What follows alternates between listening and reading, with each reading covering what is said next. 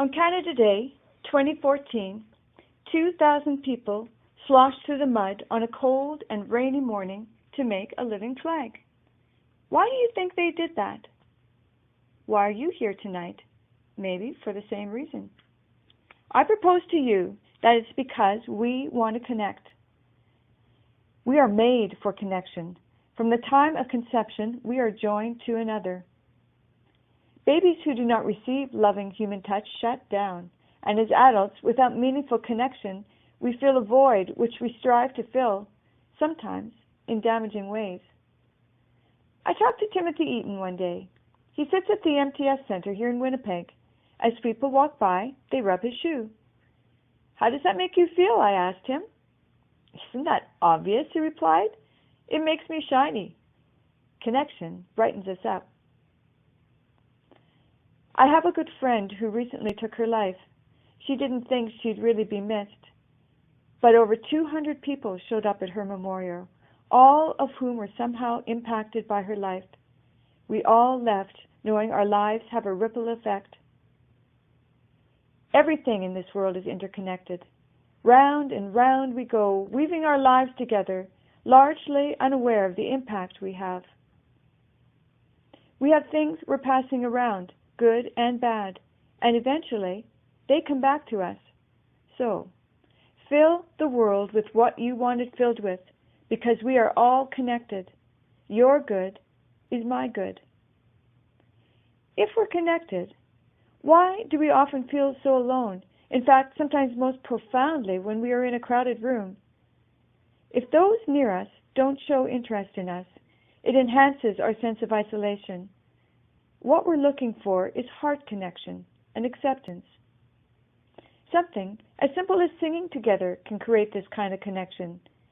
We can increase the world's relational warming. Whereas global warming is not good, relational warming is, and it reduces toxic emissions like crime, addictions, and hopelessness. If we could increase the quality of connection in the human race, this world would be a better place. We just need to find our connection points. When I met the Selkirk settlers, I saw a courage in them that I respected, and they, in turn, helped me figure out how to carry on. That was our bridge. We need to find these bridges and walk over them. The first bridge I discovered is one I never would have chosen. In 2011, my world collapsed. I lost my job, my community, my home, my marriage, and my adult children moved away. That was a lot of loss all at once. But I discovered that brokenness creates handholds. As I shared my pain, others began to share their stories with me, and I discovered a depth of relationship with people I might otherwise not have connected with.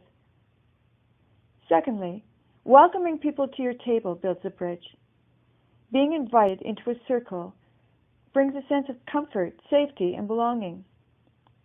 Thirdly, bridges are created through seeing the value of every human being.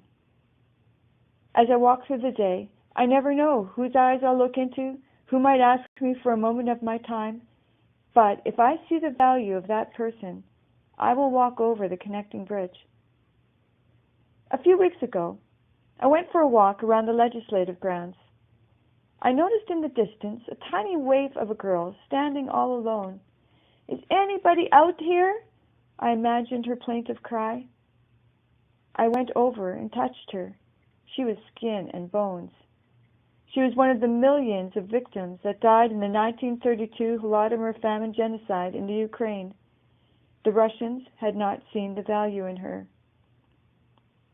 We have gifts to give and gifts to receive that will meet one of the most fundamental needs we have. Can you imagine a world where loving, considerate interactions are the norm?